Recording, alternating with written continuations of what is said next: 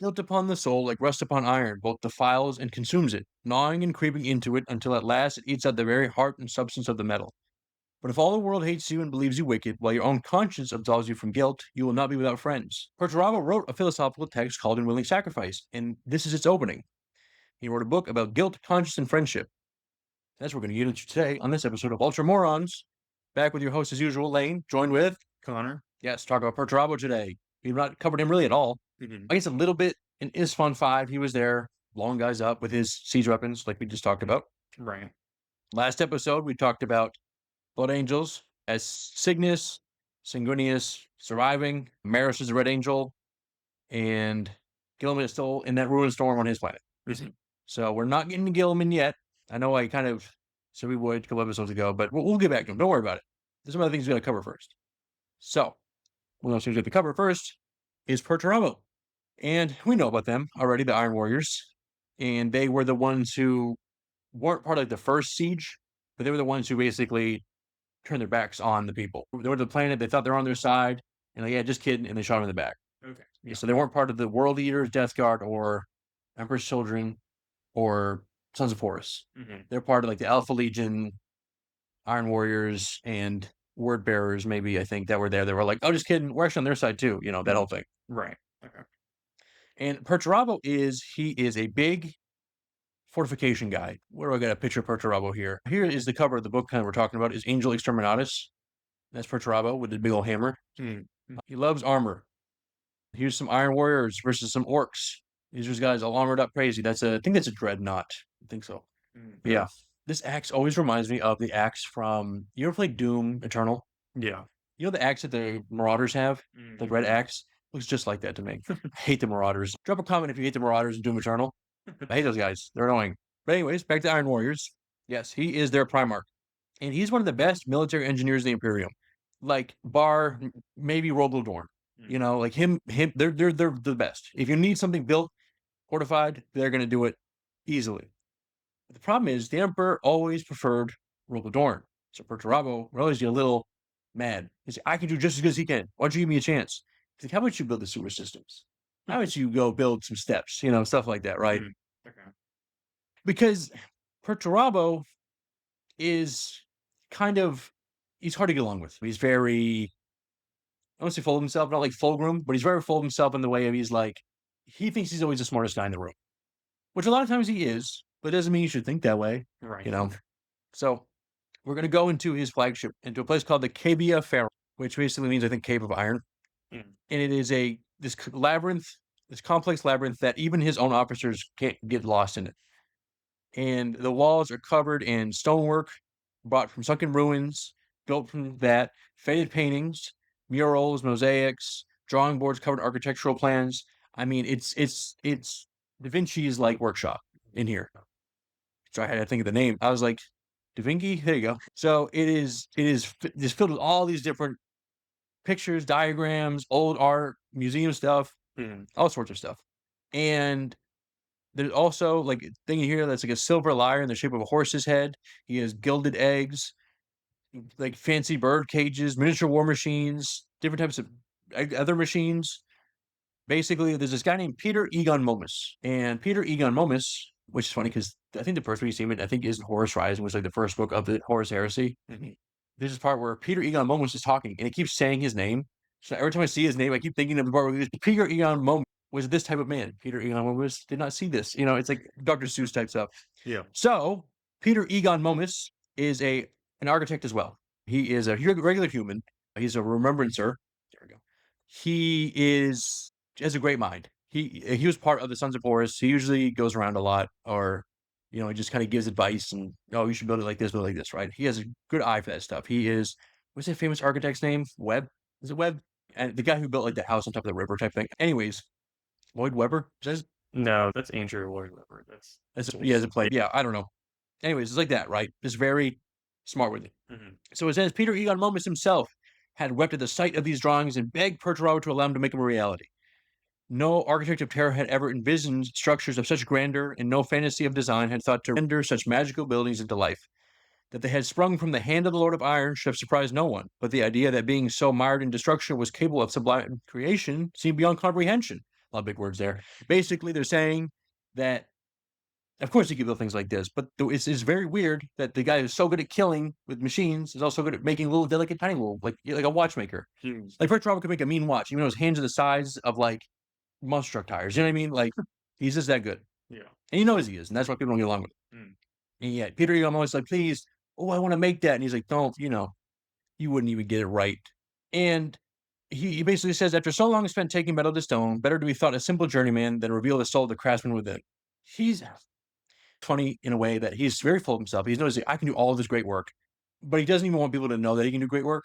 Like he's very annoying in a way, because you're like, basically think of it like Einstein is a carpenter. Like you have this great mind you're using to do carpentry, but it's not that he wasn't good at it, or that people didn't know that he was Einstein. It's just that they needed a carpenter, and you're a pretty good carpenter, so we're going to use you as that. So the Iron Warriors, all they ever do is just, they're first line defense guys. They run in there, they build their fortifications, they fight. Iron Warriors they just smash you down. Like if you have a fortification you think is unbreakable, they'll break it. They'll figure it out. So that's all they did. They would just grind people down, just nonstop siege warfare. And that's why Perturabo is mad, though, because I am better than siege warfare. He's probably the best at it, though, but he's like, I don't want to just do siege warfare. I want to do my cool art. Okay. So one instance in particular, there's a thing called the Iraqi Spiral. Like Araaki, not Iraq as in the country, like Arrakis, like in Dune. And it was this brutal siege that they're just breaking through this spiral, breaking down into it. And eventually, there's great works of art were commissioned after this whole siege. Paintings of heroic guys, elaborate compositions celebrating the courage of the Imperial Fist, the Dark Angels, and the White Scars. And Iron Warriors are there too. But you see, the only Iron Warrior in this picture is a small strip at the bottom showing an apothecary removing gene seed from a dying legionary. And the painting was called Glory of the Fallen. Perturabo found this painting and burned it. And he says, if my sons are not to be honored properly, then they will not be part of a record that glorifies another. Because he's like, that's almost insulting. My guys did all the work, and then you put me in one of the guys in the corners, we help you there, So, So Perturabo is from a planet called Olympia. And Olympia is he's basically just Rome, Greece, right? And while he was gone on the Great Crusade, 12 cities rose up and rebelled. And when he came back, he was like, obviously you guys can't do that. You're going against pure loss. So on this planet, he does a worldwide genocide, basically, because they were rebelling, and you can't have that with the Emperor around. So he goes there and it's a whole thing. So what makes it more devastating, really, one, it's his own home planet, so that sucks. And he actually built the fortifications on one of the palaces. So they all kind of go into this fortification, and it is built. I mean, this is a nice defensive structure because Perturabo built it himself. As a young man, he engineered the walls that protected it. He knew every sightline, every reinforced angle, every trap. So unfortunately for them, he easily can just break it apart. Right. And another problem is the Thracitai. That's a weird word. But anyways, these were native-born Olympian soldiers who joined the Iron Warriors in the genocide of their own people. So basically, Olympia is destroying Olympia. And so that sucks. And the third part is his sister, Tiffany Caliphone. Here's a picture of them back when he was on the planet as a regular guy. He doesn't really look like that anymore. He has all the tubes in his head now, wires and stuff. So we have to kind of go back a bit here. Usually when a Primarch lands on a planet, they grow up sometimes with a family. Some of them didn't really have a family. The gladiators were his family. Some of them have families, though. So Perturabo had a family. He grew up on a civilized world. And he was adopted by this guy named Demikos. And he has a sister as well named Tiffany. I'm going to guess that's how you pronounce it. And they were very close growing up. He felt like she was the only person who could understand him. And eventually, he arrives. There's some issues, but eventually he leaves, has to go to the Great Crusade, and he comes back. And when they storm this palace, she is there, but she's old.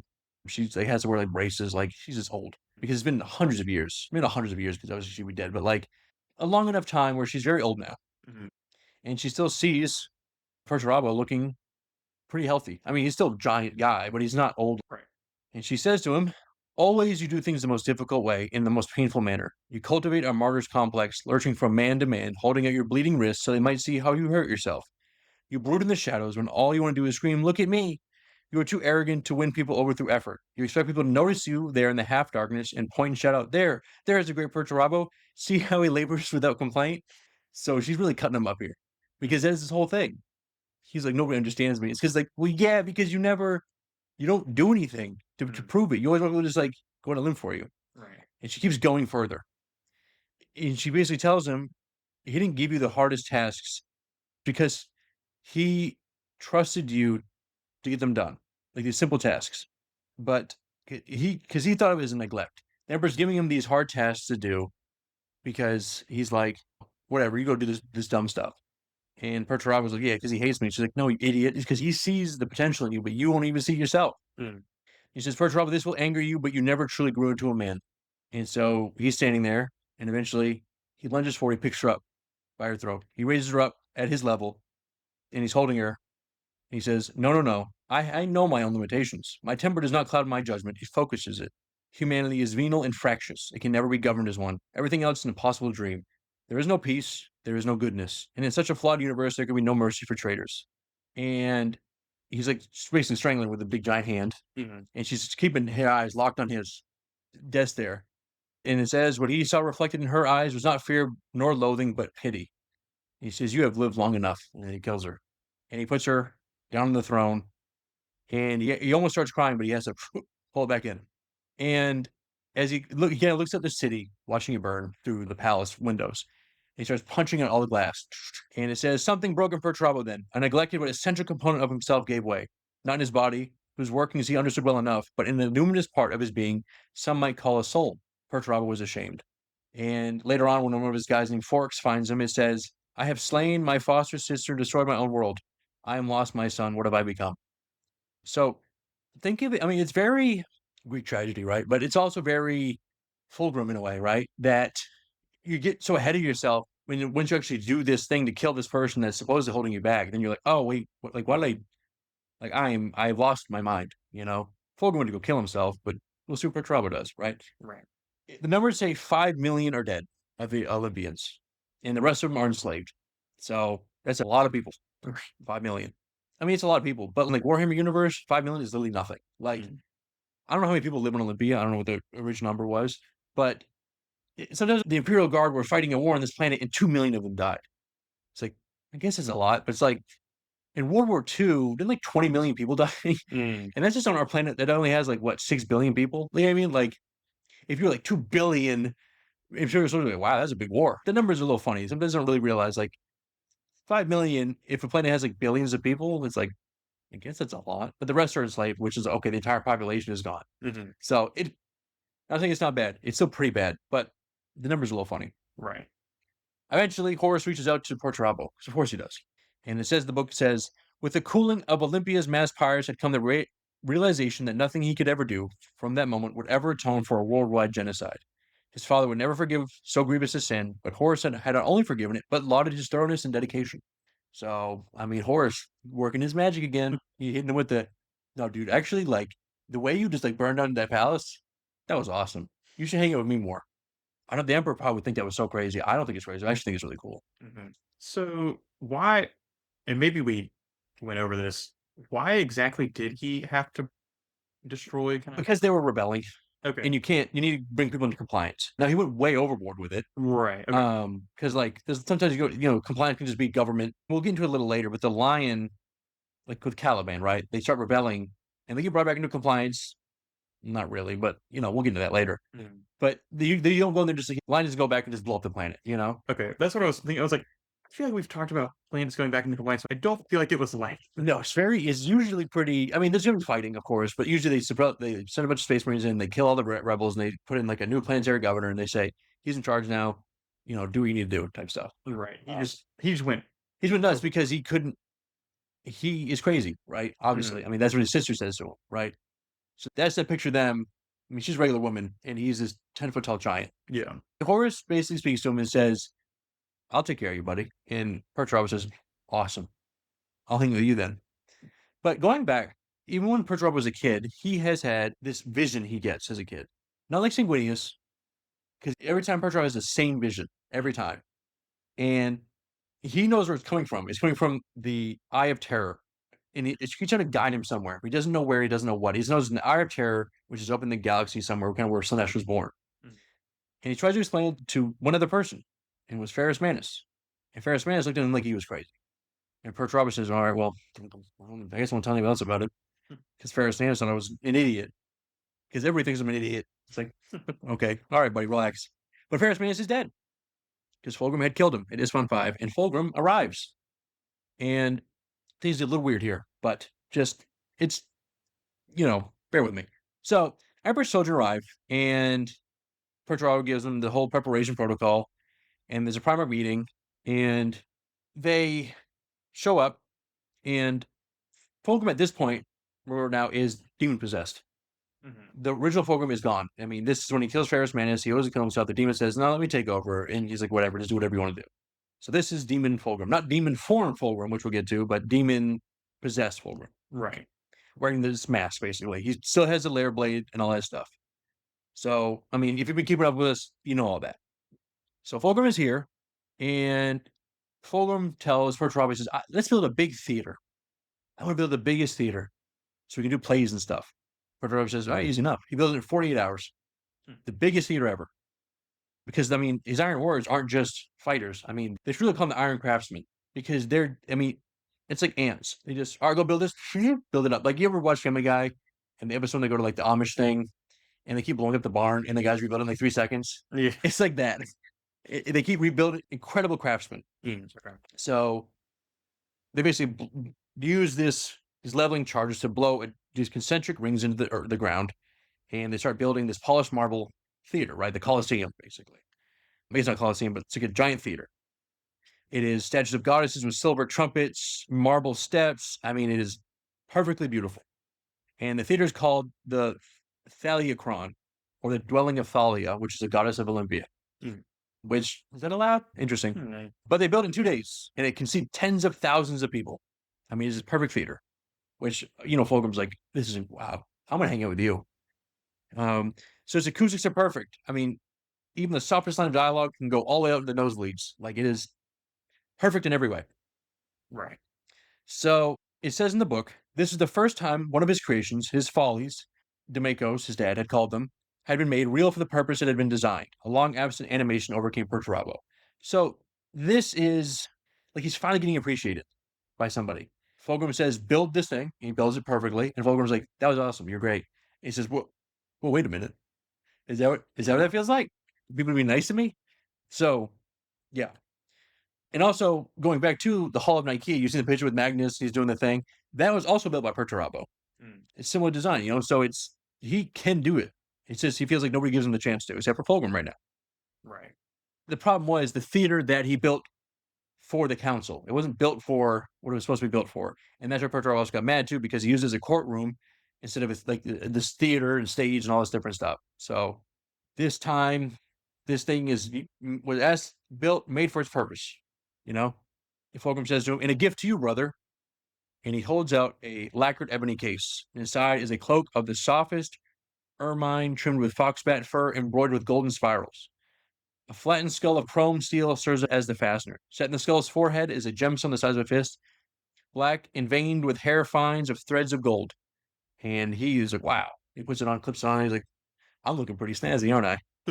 And Fulgrim's watching this, he's like, of course, you look great. And Forix, who is one of Perturabo's main guys, as he puts this on, he kind of gets a little uneasy. And he doesn't know why. He's like, something weird going on here, but I can't place it. And they go work through this. They start doing this theater stuff at the Thaliacron.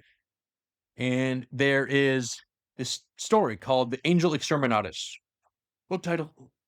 Here's the picture of the book, Angel Exterminatus, the cover, that Neil Roberts art. So it is a figure of ancient Eldar prophecy, an avatar of debauchery and ruin, and the one who opens the gates of damnation. And he tells it the way he always tells it, right? The theater, seductive, perfectly, right? If you go all the way back, this is normal Fulgrim, but during the Meraviglia, right? No Slaneshi demons appear, but it's theater, right? Pure theater. And then this Eldar speaks, and this Eldar's name is Karuchi Vora. And he is a real Eldar that is physically there somehow. And he's just allowed to be there, I guess, considering he's like, shouldn't he be like killed by, because, but he's cool. So he's there. And in every pejorative mention Fulgrim makes of the Eldar destruction, Vor gets a little like, all right, whatever. Didn't go down like that. You need to relax. He's not enjoying this telling at all. He's like, didn't go down like that. That's not even what happened. But he was brought here personally by Fulgrim, which it's a little funny to me. And that's where things get weird here, is that like he is possessed by a Slaneshi demon, Fulgrim. Eldar hates Slanesh. Like that's like the number one op, right? Because they made her, right? So they hate, like, you know what I mean? So it's like the fact that this Eldar isn't working, it's a little weird to me, but I don't know. Right. Hold that question for now. So what he reveals through this thing is that the Eye of Terror contains the ruins of the Eldar Empire, and they're called Crone Worlds.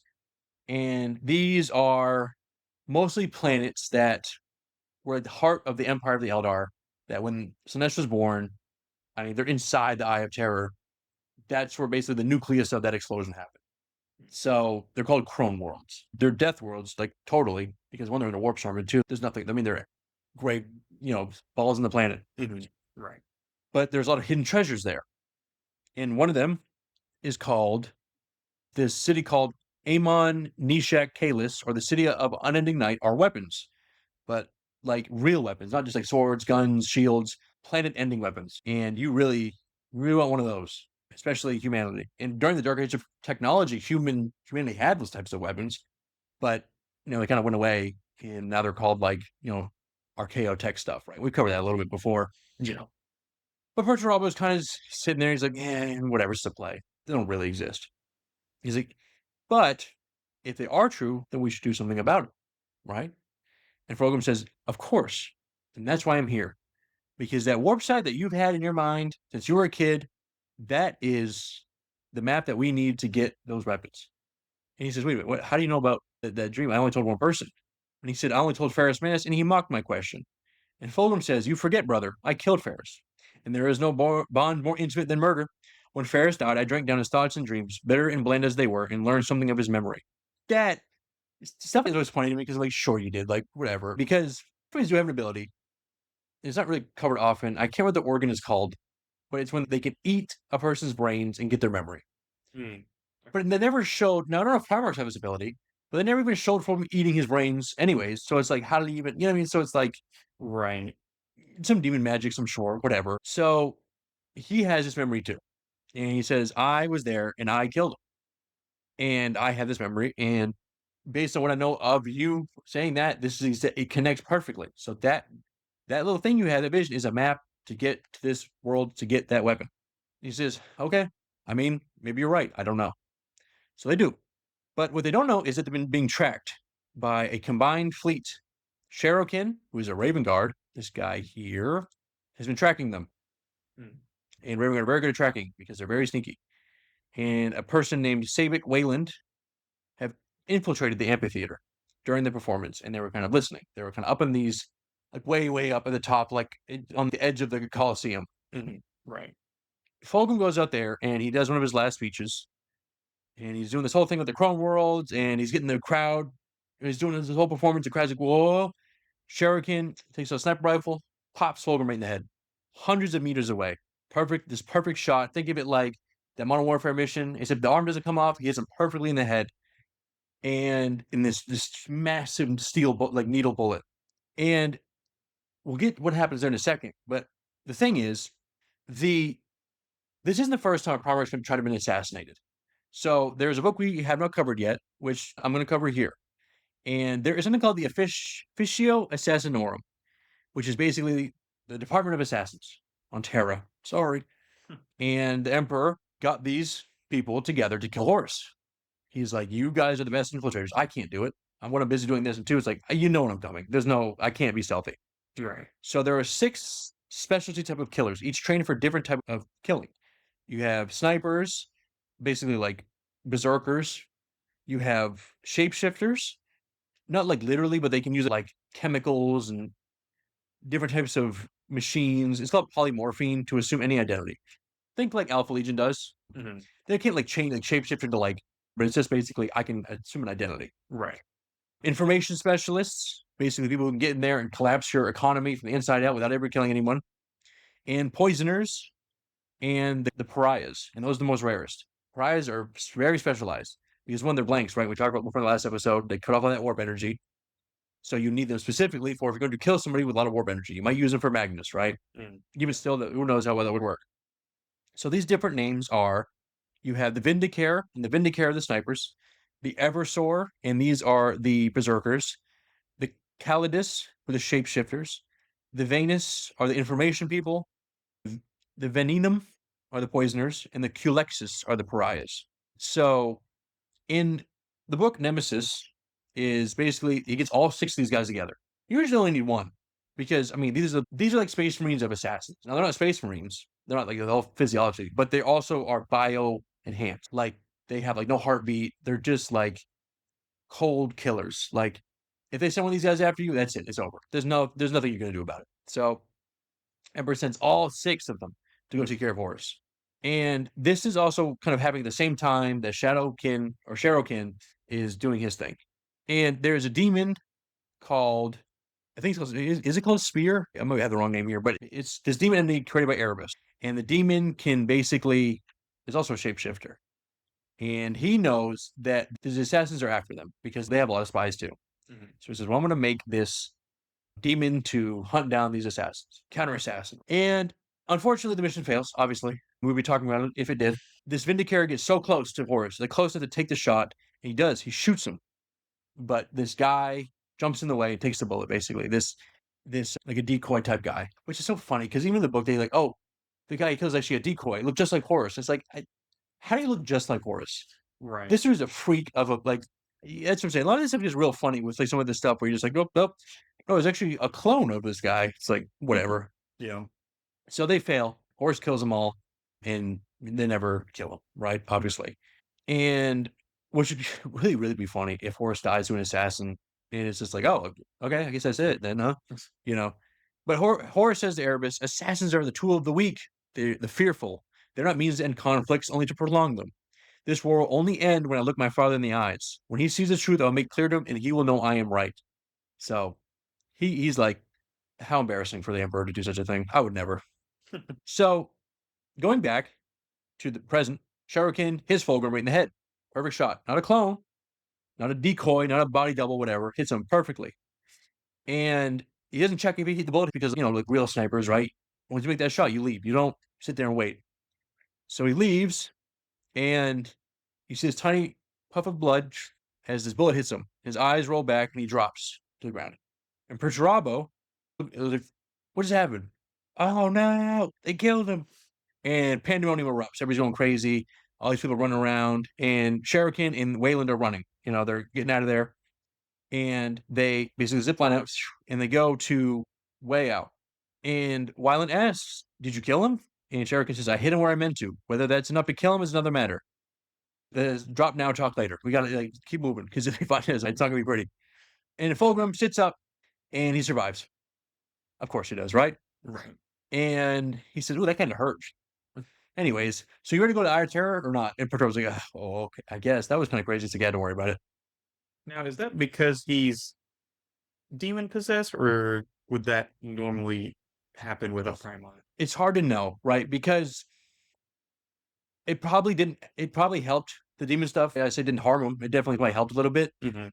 I mean, it's hard to say because, like, you remember we talked about before in the Angron episode when the Triari get on board and Tara is so mad she shoots one in the face with a las pistol. Now, a las pistol is just like basically a laser gun, right? It's like the las rifles from Fallout, right? Mm-hmm. Sure, it will kill you if you shoot a human with it. It's a focused beam of energy. It shoots right in the head, and he's just like, that kind of hurt, Like, so would it have killed him? But at the same time, it's like Shadowkin is a space marine. He is a very capable space marine. I mean, he's a Raven Guard, one of the top. I think he's a captain. Like, he should know what would kill a Primarch. The Primarch biology helped, but also the demon possession, I'm sure, probably did some work too. Right. Yeah.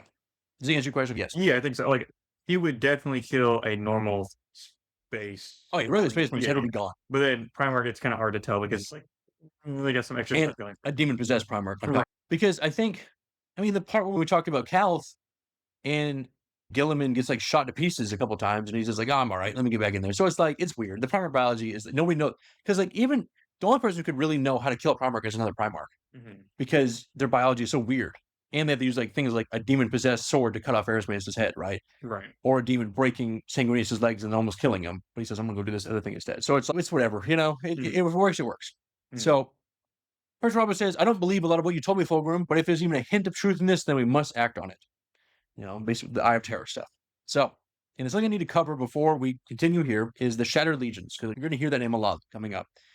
And when it ended, there were 3 legions that lost a majority of their fighting strength, right? You remember them, right? We have Raven Guard, obviously. You have Salamanders, and obviously Iron Hands, right? Because they're Primarch dead. Right. And these are called the Shattered Legions because they're shattered, right? They're all over the place. They lost a lot of their, like, Vulcan is gone. They don't know where Vulcan is. Korax had to go back to Terra, and he almost died. And Ferrus Manus is dead. So, you know, so those are called the Shattered Legions. And Raven Guard are part of these Shattered Legions. And they all work together. And they're very good at this, Raven Guard, because they can kind of, I mean, they're stealth operatives, right? That's what they do. They stay invisible. They never get attention, always hiding in the shadows. So there's a ship called the Sisypheum, Sisyphus, basically, the Iron Hand ship that escaped. And the Shattered Legions used it as the kind of their main ship, basically hitting trader supply lines, extracting survivors, going places that like bigger ships can't go. And that's where you got the Iron Hands, Raven Guard, and Salamanders are all working together there. So on the crew right now, you have on this Sisypheum, we have Ulrak Ranthan, who's an Iron Hands captain. You have Sabik Wayland, who is an Iron Father. Sabik Wayland, the guy that was with the Sherrick, was not a human. He was a Iron Hands guy. Iron Fathers are Iron Hand guys. They're like higher level Iron Hands guys. They're basically like engineers in a way. Sherrokin, obviously, Nicona Sherrokin. Tesh Tarza, who's a Salamander's apothecary. And that's the crew we're dealing with right now. Well, he's the main crew. Nora, who is an Eldar guy, the guy that was there during their performance, he makes contact with them. He says, "I can get you into the eye too if you want to." And they're like, "What? Wow, why would you want to do that?" And he says, I think I can give you something in exchange for something good." And they're a little suspicious, right? Because Eldar guides offering an access to the same destination the Treader fleet is going seems a little weird. Right.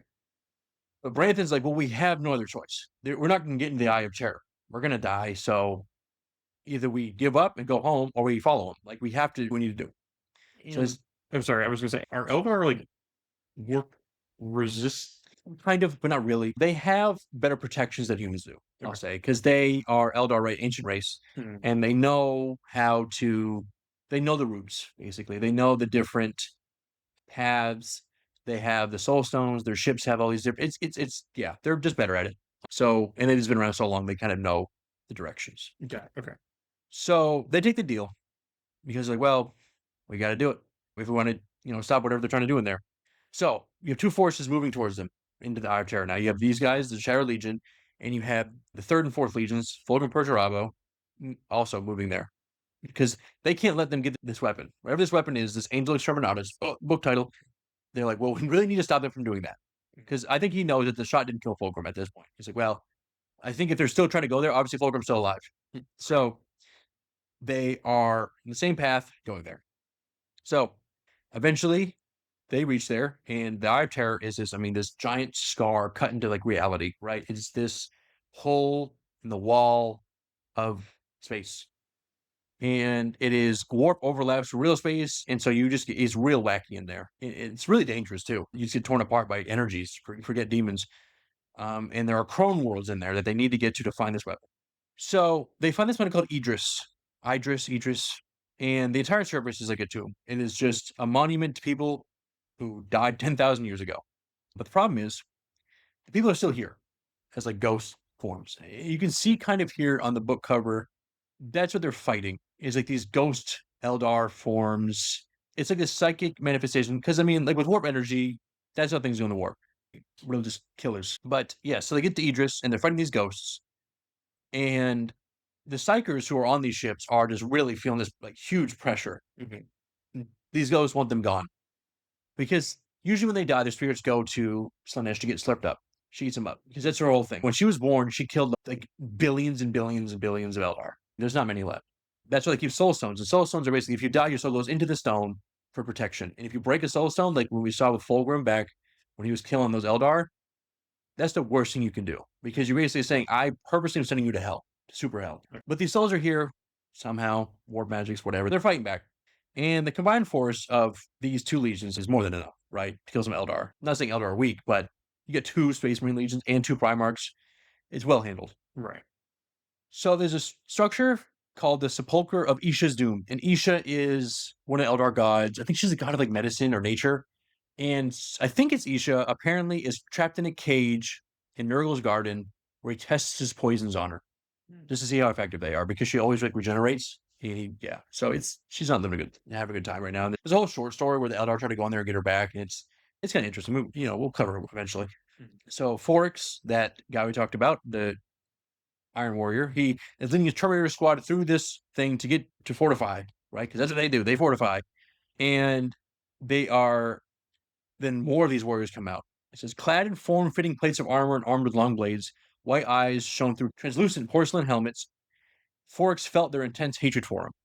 Though it ran contrary to every secular belief in his head, he understood exactly the nature of this army of wraiths. These were the elder dead of Idris.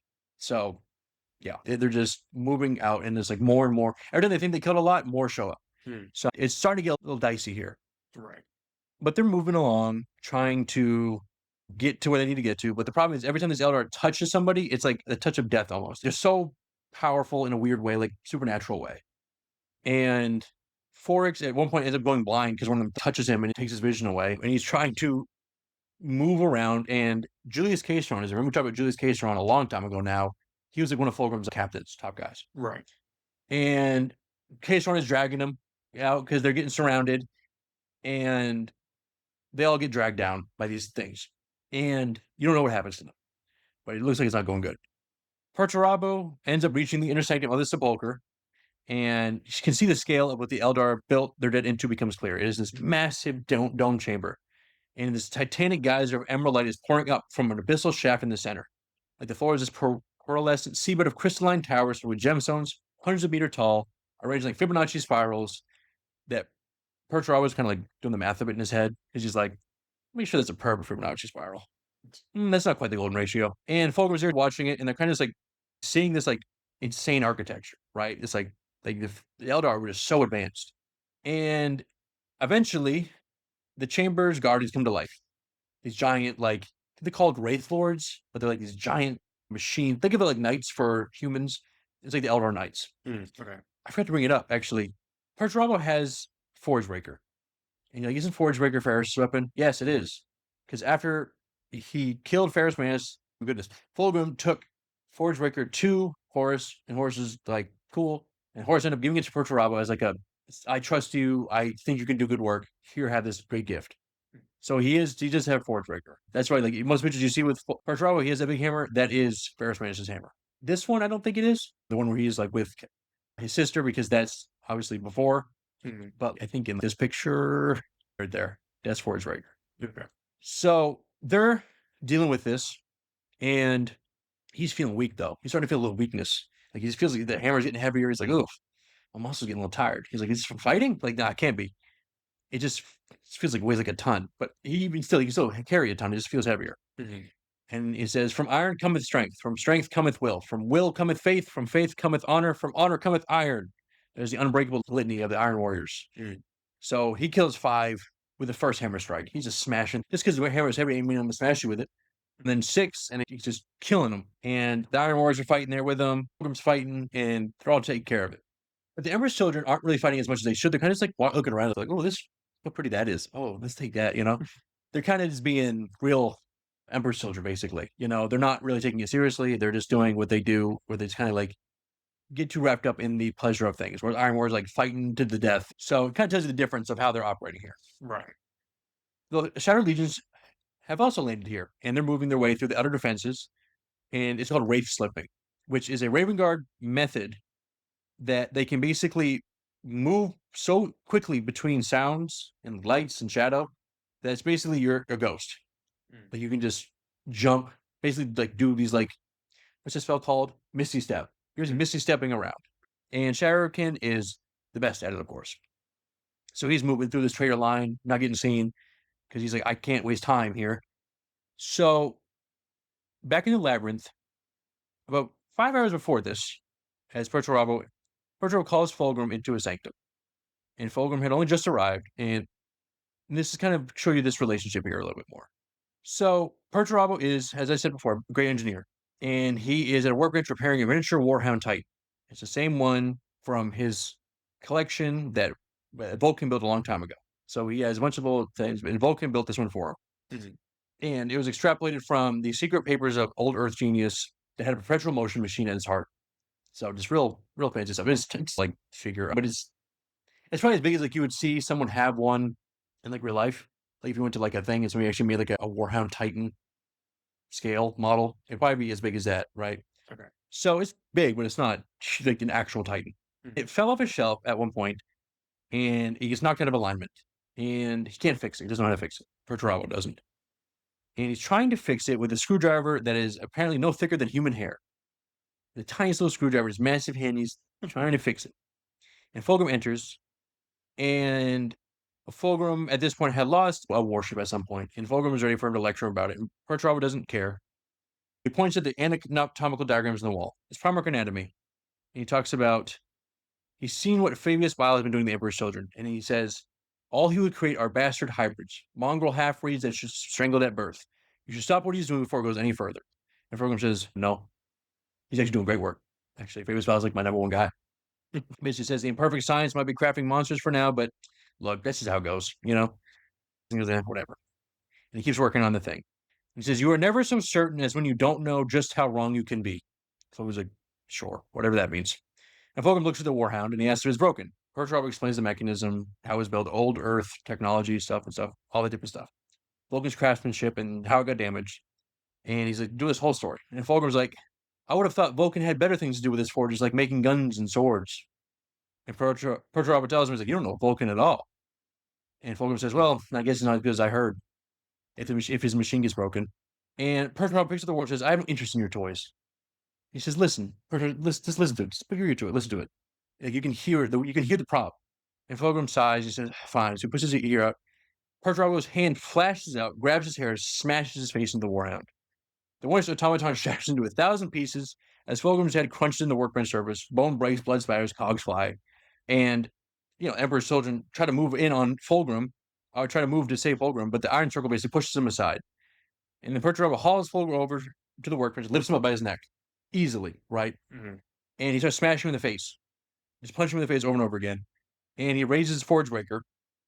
And Fulgrim's, perfect face, at this point looks like hamburger meat. It is just crushed meat, and he's like blood, snot, tears. It's a whole mess. Mm-hmm. And his eyes just his teeth are broken. And he tries to say something to him. And he says, no, brother, I am speaking now and you will listen to me. He says, basically his whole part about I have bitten my tongue and let you do what you wanted for long enough. Now you will listen to me and we're going to do what I want. From here onwards, I am in charge and your legion will answer to me. If you refuse, I will take my Iron Warriors and we're leaving the Eye of Terror. And Fulgrim sitting there, face all mushed, he says, I surpass you in every way. And he says, I'm the one holding the hammer. Fulgrim asks what Perturabo would give him in exchange for submitting. And Perturabo basically says, I'll let you live. Mm-hmm. And then Fulgrim agrees, right away. He's like, oh, you got it. And his face is already kind of healing itself because the prior biology. So it's slowly shifting. It's like Wolverine, right? Just shifts back into place. Right. So he's like, all right, let's do it. And Fulgrim leaves and he walks out with his captains and kind of unexpectedly, there's no posturing, there was no whatever. Basically says if you do if you don't do this, then you don't die. And he's like, all right, you got it. And kind of end of the scene, you see this guy Forex, right? We talked about him. He says, I don't know why, but I always hated this model. Though I'm sad to see it destroyed. Talking about the Warhound Titan. Mm-hmm. Yeah. Because there's a weird silence. And then all of a sudden, he just says that. It kind of happens some hours ago. And this is when Fulgrim looks at when he agrees to this, he looks at his chest and goes, he's still wearing the cape with the little clip on it. And he smiles. He says, you got it. Do whatever you need to do. And going back now, Perturabo is getting weaker and weaker and weaker. But he attributes it to his warp pressure. It's just we're in the warp, we're in the storm. It's just maybe it's just like weighing down on me. It's some weird here. And the psychic way, like the dead Eldar, is just it's a lot. So he's just feeling a little off step here. Going back to the present time. Okay. And he's just like breathing heavy and he's like tired. He's like, this is not right. So I don't know, whatever. It's just warp energies, right? So eventually they make their way inside this labyrinth. It's this big maze of Eldar design that is supposed to like basically confuse anybody gets and get lost. But you know what else had a maze like that to get confused and get lost in? Perturabo. Handles it easily. It's like in D&D, if you're a Minotaur, you cannot get lost in a maze. You always know your way out. It's like that, right? He is built perfectly for him. So he moves through it and he realizes he's doing this labyrinth. Oh, Fulgrim has been here before and he couldn't do this labyrinth. So that's why he brought me here. Because he, like, this is my purpose, right? So he's thinking and he's like, when we first arrived at Idris, like, Vora guided us in. Vora knew all the paths, but Vora's knowledge is wrong somewhere. Like, he knows his path too. So Perturabo stops at a junction and he puts his hand on Vora's shoulder and he says, which way? And he thinks Kuroshi Vora had never sit on this world before, now had he? And then Vora glances nervously at Fulgrim and he says wrong. He snaps Vora's neck. He's like, you guys are lying to me. You're tricking me. When he just kills Vora and then he's like, I know where I'm going. And then this little stone at his chest pulses a little bit. And he's been doing this for hours. Like maybe it's warp magics or something. I don't know. And he's moving through this labyrinth and he's, gets to the heart of it. Eventually confronts Fulgrim. And he's like, all right, I don't feel good. It's like, was it Smiling Friends when Charlie drinks the potion from the witch and at the end of the episode he's all swelled up? Nah, I just think it's like allergies or something. I just need to take like a Benadryl or something. So like, yeah, he usually has to sit down. Perturbo's like, oh, wow, how are you? You're just handling this. I don't feel good. And Fulgrim then breathes this vapor out, a pink red perfume vapor. He says, show me your dreams, brother. Let me make them real. And all of a sudden, the world is replaced by this big city, the city called Lacos, which was in Olympia. But it wasn't ever made. It was just made from, like, he had an idea for it on these papers in his sanctum. So it's coming alive around him. This city's building up through this basically hallucinogenic vapor. And it is the perfect city. It's a city he always wanted to be, the one he's always dreamed about. And like, there's marble stone, tall trees, perfect pillars. Like, it is everything that he ever dreamed of building ever. And but he knows it's a lie though, right? He's not tricking you. He's like, you're not tricking me. All right. He says he walked the streets knowing he was being manipulated, but not caring. What man would not wish to look upon his dreams as reality? So it's like, it's like, I'll indulge you, So they get to the octagon at the city center. It's a public square. Fulgrim is waiting at a wrought iron table with 2 glasses of wine. It is this sweet wine from the slopes of the Ithrak Mountains, which is also a place on Olympia. We had the best wine, right? So, like, because of course it is, right? What would Fulgrim be without wine? So, but basically, Fulgrim says, like, I underestimated you. Your city is even better than McCrag, which is the Ultramarines city, their prime city, like their number 1 city. Right. And he basically says, I can make it real, all of it. I could give you Olympia back. I could breathe life into it again. It would be everything you want it to be. But you said, give me that clip back, though. The little clip you have right here. And Perturabo looks at him for a bit, and he says, maybe you can give me what I want, said Perturabo sadly. But you can never give me what I need. He pushes back his chair, tips over the wine glass, rolls on the table, smashes on the ground, and the pieces scatter in a star pattern. All these different, they all point out to like the different sides of the octagon. And Fulgrim shakes his head. And eventually, his skin kind of falls off, and like a serpent shedding his skin. The dream city evaporates, and they're back in the sepulcher, and he sees Fulgrim there is now naked, just sitting there naked. He's all swelled up with this like light and power. And if he says, you should have taken my offer. Now all that is left of you is to serve my purpose. And he basically explains to him that stone that I gave you is for sucking your life force this whole time. And he's loving it. He's like, oh, you shouldn't. How'd you not know I was doing that to you? You're gonna feel it. He says it's been siphoning off all that Primarch strength. And he says a sacrifice is only a sacrifice if what is offered is valued greatly, and your strength is valued very greatly by me and the War Master. So, in the war stuff, like when you deal with gods and stuff and powers, sacrifices are usually like you have to give up something that is valuable to somebody or something or is of great value. So with like Lorgar and Angron, like sure, it cured the nails, but it made him this like, bloodthirster basically. Right. Because he can be that powerful as a demon because he was already that powerful with his strength and what was given up, right? Mhm. So it's like that, right? When it's so valuable, you can really, it's pure essence. Mhm. So now Perturabo started to understand, like, oh man, you did trick me, didn't you? You got me, didn't you? The heavy hands, the heavy breathing, the way the hammer was too heavy, all this heaviness, all this conversations, all of it was just for you to keep drawing up the time of sucking my energy out. And Fulgrim tells him what he's going to do it for, right? He says, back on Labyrinth with the sword, the demon, the possession, the whole thing. And he basically tells me that Fulgrim was going to kill himself, and I took over. I'm not Fulgrim that you think I'm a demon. And Fulgrim wants to ascend, basically, become a full demon like Angron has. Obviously, probably doesn't know that he has, but, similar to that. Right. And basically, the Lair Blade has started this process. Obviously, you need that apotheosis, you need all that energy to do that. Like with Angron, it was the death of all the people on Nuceria and Lorgar doing magics, right? Or the great rift that they caused in the 500 worlds of Ultramar was caused by the genocide on Calth, right? All these different planets. So it's like that. So Perturabo was kind of pissed now.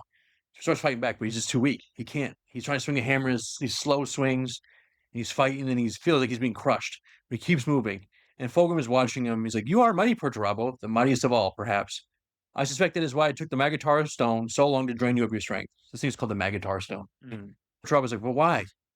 Like, why would you do that to me? I thought I could trust you." And he says, "Horus will be angry, of course, but when he sees what I've become, he will realize the value of your death." And Perturabo basically says, "Are you going to kill me?" And Fulgrim says, "That is rather the point of a sacrifice." And he's like, "Come on, dummy. Yes, I'm going to like what?" So Sherikin arrives, and he just in time, and he finds this guy, Lucius the Eternal. And we really haven't talked about Lucius really at all. Lucius is kind of a semi-important character, but Lucius is an Emperor's Children champion who has been in the Emperor's Children for a long time. He is a incredible sword fighter. He only lost one other person. That person is Loken. And Loken, I think we talked about it once, but Loken basically when they fought in one of these little training pits, he cut Lucius across the face, and it made Lucius look ugly. But Lucius was like, you know what? I think it looks kind of cool. So he kept marking his skin with more scars, kind of like Victor Zsasz from Batman, right? Just scars. So he looks insane. And so Sherikin is fighting him. And this is the second time they fought. Now, they fought before, and Lucius actually defeated Sherikin and gave him a pretty nasty cut. So then he gives Lucius a pretty nasty cut too. And Lucius has a Magatar Stone because Perturabo took it off eventually, right? He's like, "Oh, stop sucking my energy. Get off me, leech." And Lucius picks it up. And Shuriken's like, "I need that stone."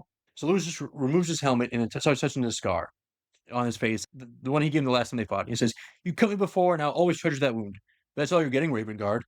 And Shuriken says, "My name is not Kona Shuriken, just so you know who it is that killed you." And he says, "No, that's not the name of man that can kill me." So they have a duel, right? So Lucius at this point has this whip. Because of course it's Slanesh. Why wouldn't he have a whip? So he's whipping him with this thing, trying to get him, and they're fighting, crossing blades. And eventually, Shuriken actually overtakes Lucius, and he elbows him, drops him to the ground, stabs him in the spine. But he gets to a point where he ends up behind him, and it says, "It gives me no pleasure to do this. You are nothing to me, simply a rabid dog that needs to be put down," is what Shuriken says. So he basically stabs him through the neck. The side of the neck and like down between the collarbones, so it goes like through all the meat, right? Diagonally. Yeah. And I mean, he's tearing up his heart, lungs, and whatever. So Lucius is dead. I mean, that's it, right? Right. And he pulls it out. And the weird thing about Lucius is, at this point, Lucius is called the Eternal for a reason. So if somebody kills him that feels good about it, then they are cursed. What happens is, eventually their flesh reshapes, and over time, eventually they turn into Lucius. He possesses them. He's basically just like, is born through them. It's a very painful process. It's real nasty. He does it a lot. And it's basically, if you enjoy killing Lucius in any way, you get prideful or whatever, you are cursed, and then eventually you will turn to Lucius. It's a Slanesh curse thing. That's why he's called the Eternal, because every time he dies, he comes back as somebody else. Not like his face comes through. It's horrifying. I don't have the description of it, but it's real nasty. But Shuriken didn't enjoy it. He said, "I'm just doing my job. Your feral dog needs moved down." So Lucius' curse doesn't work. So he really dies here. He's kind of panicking because like, oh, wait a minute. But spoiler, don't worry, Lucius comes back. His famous Bala revives him with because he has those magics, not magics, but real nasty science. Yeah. But during that whole fight, Fulgrim also wants to get that Magatar stone. So Perturabo had enough time he needed to make a move, and the transformation starts to begin though. Fulgrim's torso splits apart and swells with writhing muscle. New flesh pushes out, writhing gelatinous, growing withered limbs. He is becoming this real nasty giant snake-like creature, which is this picture here. Which, if you look up Fulgrim now, this is what you see. He becomes this giant snake man with wings and 4 arms, and you see one of the swords is the Lair Blade, which he keeps with him for basically forever. He has these claws. He looks nuts, and he and these 2 obsidian horns grow out of his skull, and they actually grow out through the place that he got hit in the head by the bullet. So it's almost like a weird, you ever play Solid 5 into Pain? Yeah. The little horn that would grow if you were evil. It's kind of like that, right? That bullet kind of was like the little whatever. Okay. So then he comes back and he says, I ascend in chaos, a prince of the Neverborn, a lord of ruinous powers, the chosen profligate ones in beloved champion of Slash. And Perturabo is sitting there and he says, you don't want to be an angel anymore. You want to be a god. He's like, I'm on to you. And Fulgrim says, oh, okay. So what? And Perturabo says, I worship nothing. I believe in nothing. And Fulgrim's like, and that's why you live a stale, bitter life. And it's so Fulgrim is now, he's Angron Demon, right? But the difference between Angron Demon and Fulgrim Demon is Fulgrim is still Fulgrim. This is the true form of that demon that possessed Fulgrim, basically. Right. Now, Angron was changed into a demon. So it's a little different.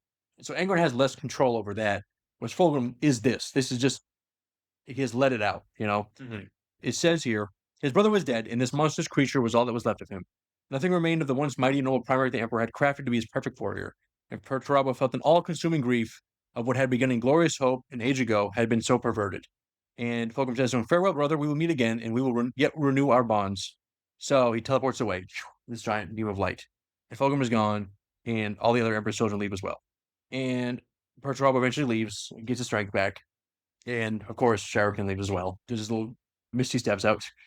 And Perturabo watches as Idris tears itself apart from all his energy, and it kind of collapses in on itself. And the problem is now he's kind of stuck here because his navigators cannot find the paths that brought them here at the beginning. And they also realize they're being pulled towards a black hole. And they're like, what do we do? He's like, I don't know. So it says, his betrayal had turned the last of Perturabo's heart to stone, sending his conviction that there was only one man whose orders he could trust. One warrior who spoke without guile and with only noble intentions at his heart. From now on, he would only trust Horus Recruits Him. Yes. What an idiot. Come on. That's a choice. Yeah. Yes. So, why don't you just trust yourself? Right. Everybody's going to betray you. So, but he doesn't realize that Horus was the one that sent Fulgrim to do this to begin with. Perturabo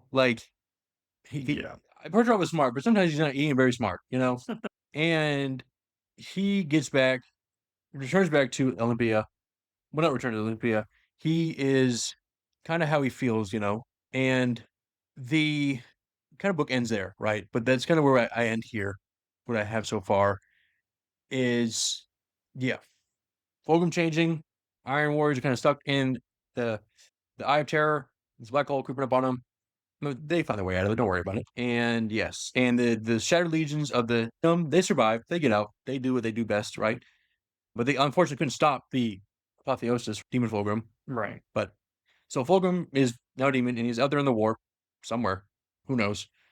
And that's kind of where we're at right now. So Fulgrim has changed, Angron has changed, and all that.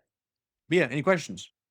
Yeah, so I know they went to that planet, and maybe this was all like a ruse or whatever, but I know they're talking about the planet destroyer kind of weapons. Were they just not there, or was that still they were, but Fulgrim wasn't there for that. He was there to kind of trick Perturabo into just basically spending all this time with him to get the stone, just took all his energy out. Okay. Yeah. The weapons, they basically destroyed themselves and the planet imploded. So they're gone now. Got it. Yeah. There were weapons, but they weren't really there for the weapons. Right. That was not their actual. Perturabo wanted them, but he's like, can't really get them now. It's too late, Yeah. When it's gone. But got it. Yeah. I know Perturabo seems like a interesting character. Yeah, he's not. It's like he's smart but not wise in some ways, Yeah. Like I don't know, him ending with like the only person I can trust is Horus. Like the guy that literally told Fulgrim, "Go steal his energy." Yeah, and like I don't know, maybe this is just how I'm perceiving it. It just seems like he just wants a yes man. It's like, oh my gosh, you're so awesome. Yeah, I mean, it's really. I mean, you see it really in the beginning, like when he built that theater for Fulgrim. Fulgrim was like, "Wow, you're like so good at stuff," and he's like, "Well, I mean, if you say so, you know." It's He wants. He's a what's that word? Like I can't remember the name of the word, but yeah, he just wants people to just like similar to like perhaps people in our government, perhaps so he just kind of a sycophant, right? So people to just love him all the time. Yeah, But people don't because he's a big baby, and he killed his sister because she told him straight up, "You are a big baby. yeah, And you never stopped being a big baby." And he kills her, and he goes, "Why did I kill her?" He's like, "Yeah, because you're a big baby. I mean, come on now." yeah. I guess I don't know if there's a good explanation for this. Why are there like three legions that are all like iron? Or I guess Imperial Fists are Imperial Fists, but they feel like they fill a similar hole. And then there's also the Iron Warriors, Warriors. There's Iron Warriors, Imperial Fists, and then there's Iron Hands. Iron Hands. Yes. Yeah. So like, I guess what is the distinction between? So Iron Hands are they're just fighters. They don't do siege warfare. Really, it's hard because there's really not a lot about them, right? Because Ferris Raiders obviously died, but they were like kind of they're just good fighters. Really, they like machines. They have the most tech marines, I think, of all the legions. At some point, tech marines become a thing where it's basically Mechanicus work with space marines to make like a hybrid. They're big technology people. Forges and all that Forge Worlds, they work with Mechanicus the most. They replace their own arms with like metal arms and like they get like different. So they're very like that. Imperial Fists are all about, they're very like Army Corps of Engineers, Okay. build fortifications, build bridges, build all these different things. And they love the Emperor. And they mostly hammer on Terra because they're protectors of Terra. Iron Warriors are similar, but they're more about like siege warfare. So instead of building big defenses, which they can do, they love tearing down things and breaking things down and just all that type of stuff. They also are big technology people too, especially you'll see later on. Also, Iron Warriors love dreadnoughts too. Iron Warriors have a lot of dreadnoughts because it's like iron within, iron without, Right. Like the fact that you can now be in this giant robot smashing people is incredible, Yeah. They're pretty similar, and it's kind of how it goes. But yeah, Iron Warriors and most is kind of like throw them at a wall until the wall breaks type people. It's brute force, but also smart brute force. Whereas Imperial Fists are more set up the walls and make the walls really good. Okay. So they're more pure defense. Iron Warriors are more siege. Yeah. Okay. Yes. Got it. And then Iron Hands are forge guys. Yeah. Okay. Yeah. Got it. But yeah, so that's all I got for this episode. If you guys like it, subscribe, tell your friends, do all that stuff. If you didn't like it, well. But until next one, yeah, we'll see you. Bye.